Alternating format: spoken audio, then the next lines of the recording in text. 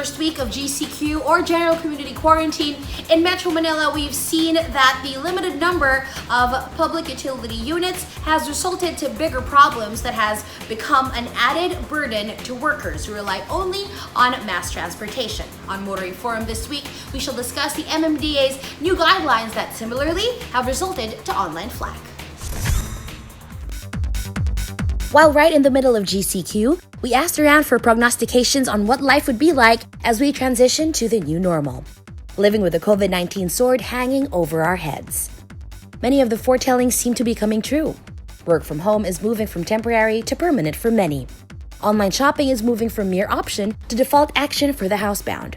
Other hoped-for outcomes from easing out from strict quarantine restrictions look like work in progress. Authorities still have not learned to strike a balance between providing adequate mass public transport and maintaining physical distancing protocols to contain the contagion. But sadly, the pessimists among us may be right in saying that we don't have, as we said earlier, enough right-minded private motorists, commuters, government planners, bus and jeepney transport operators that would tip the balance from chaotic and unsafe to orderly and disciplined traffic. Still, all is not lost for some wished-for COVID-19 consequences. One is the prayer for fewer fossil-fueling guzzling vehicles, especially private cars, on the road so we can still see the mountain ranges behind Metro Manila skylines. The MMDA has issued new guidelines for the so-called coding scheme to reduce the number of vehicles back out on the street during the GCQ, known as the Modified Number Coding Scheme. Many hope these guidelines would make the practice of carpooling more prevalent.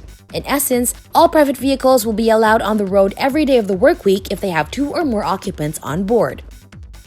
Share rides, people. At least 4 can ride on 5-seaters, practicing physical distancing and wearing masks. Theoretically, that's 3 cars left in garages every day if their owners practice carpooling. But the modified number coding scheme's implementation has been postponed twice already. Another sign that we are moving towards a new reality is the use of bikes and e-scooters. More and more people are going to work and home using these, many out of desperation. Perhaps the MMDA was shamed into action by cycling groups that unilaterally took steps to protect cyclists on major thoroughfares during rush hours, placing makeshift markers to delineate biking lanes while volunteers marshaled traffic to keep them safe. The MMDA has issued a statement saying that it welcomed the establishment of bicycle lanes and promoting the use of bikes as a mode of transportation, but called for smoother coordination from cycling advocates. The MMDA went further by saying that it would support the establishment of pop-up bike lanes and elevated bike lanes in Metro Manila.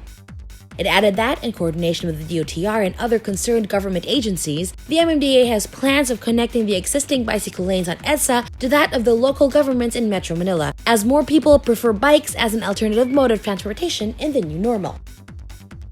It revealed that discussions are being held on the enhancement of existing bicycle lanes and creating a bicycle road network in Metro Manila. Cycling advocates should actively participate in these discussions to ensure talks turn into action, and action leads to the establishment of a safe bicycle road network. The MMDA's modified number coding scheme to promote carpooling and the establishment of bike lanes in the metro. Our feature this week on Motoring Today's Motoring Forum, brought to you by Suzuki Philippines.